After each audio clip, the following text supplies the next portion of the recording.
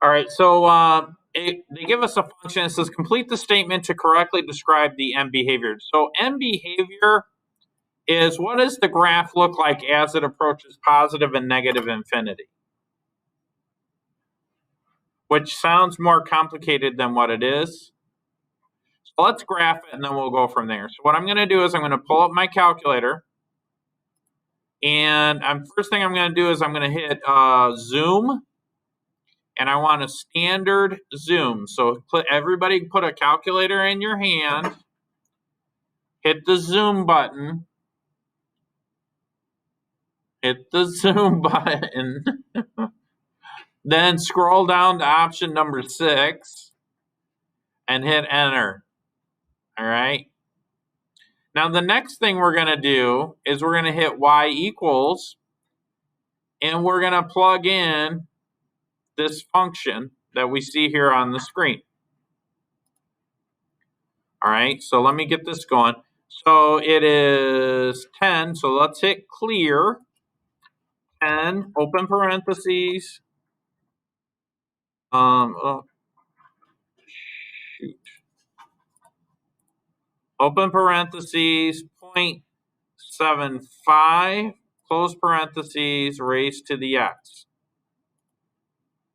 So you should get something like that. Do you guys have that? Hit graph.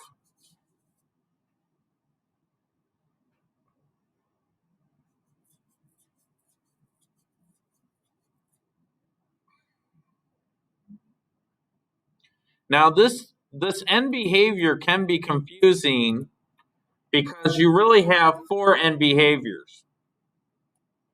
And what I mean, and I'll explain that in a second. So let's just kind of sketch out the graph.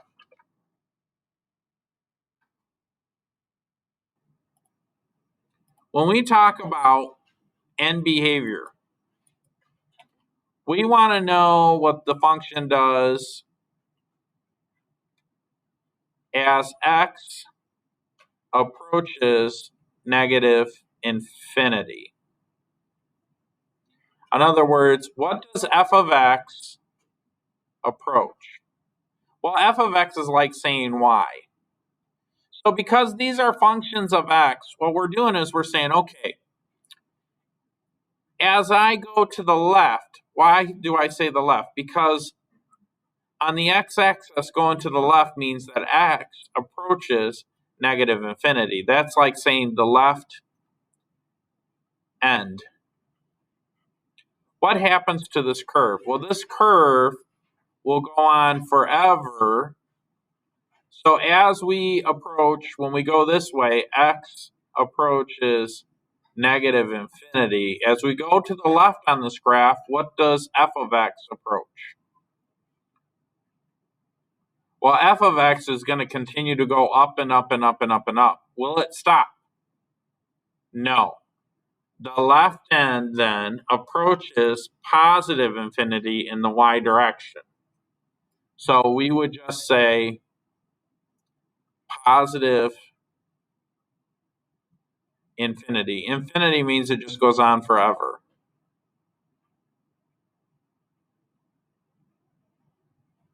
I'm going to have to abbreviate positive infinity.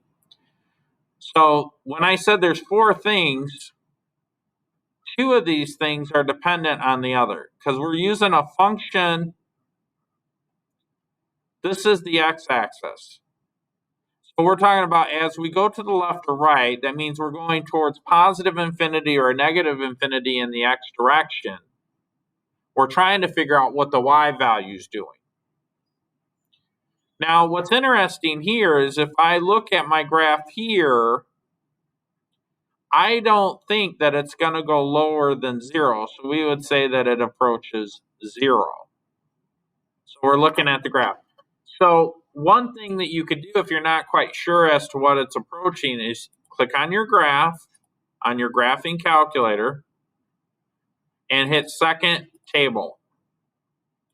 Approaching negative infinity is like going in the negative x direction. What do you notice about the y values? As I go to a really big negative number, what do my y values do? They get really big, right?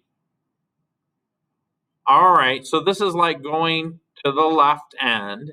As x approaches negative infinity, my y approaches positive infinity. It's never going to stop. But now if we go the other way, as x goes to the right, or x approaches positive infinity, look at my y values. They're decreasing, and decreasing, and decreasing, and decreasing, but they're not negative. They're getting smaller and smaller and smaller and smaller and smaller. What are they approaching? They're approaching zero. They're getting closer and closer to zero. In fact, if I change this real quick,